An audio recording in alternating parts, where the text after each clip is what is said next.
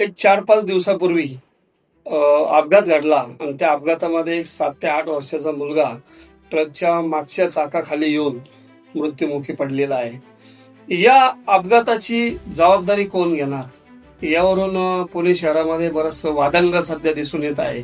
तर या वादंगाचं आम्ही असं एक परीक्षण केलेलं आहे का हे रस्ते ज्या अधिकाऱ्यांच्या नियंत्रणाखाली असतात, ज्या ठेकेदारांना कामं दिलेली असतात, त्या कामाचं यांनी दिलेलं एक मुदत असते की या मुदतीपर्यंत हे रस्ते चांगले राहू शकतात आणि म्हणूनच त्याचं ऑडिट झाल्यानंतर, त्याचं कामाची पूर्तता झाल्यानंतर त्यांचं बिल काढलं जातं.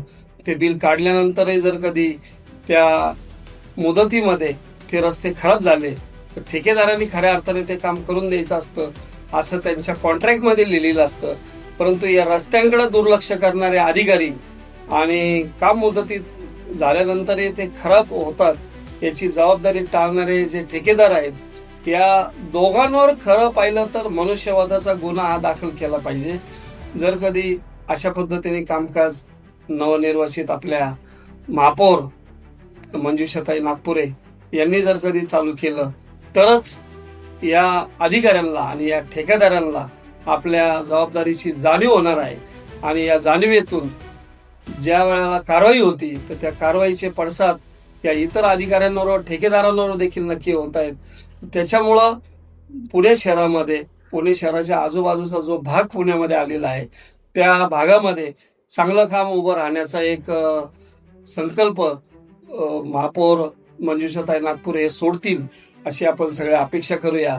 त्या कर्तव्य तत्पर आहेत, कामामध्ये त्यांचा हातखंडा चांगला आहे.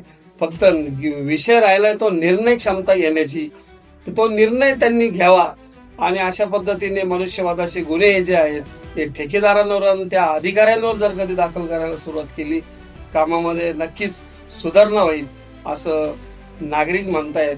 नागरिकांच्या ज्या संवेदना आहेत, ज्या भावना आहेत, त्या भावना आम्ही आमच्या या व्हिडिओच्या माध्यमातून लोकांसमोर आणण्याचा नेहमी प्रयत्न करत असतो.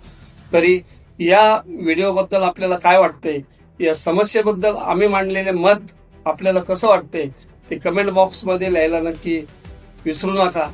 कमेंट करा, लाईक करा आणि आपल्याला ही प्रतिक्रिया जर कधी आवडली असेल तर सबस्क्राईब करून शेअर करायला मात्र विसरू नका. टॉप न्यूज पुणेसाठी कैलास गायकवाड.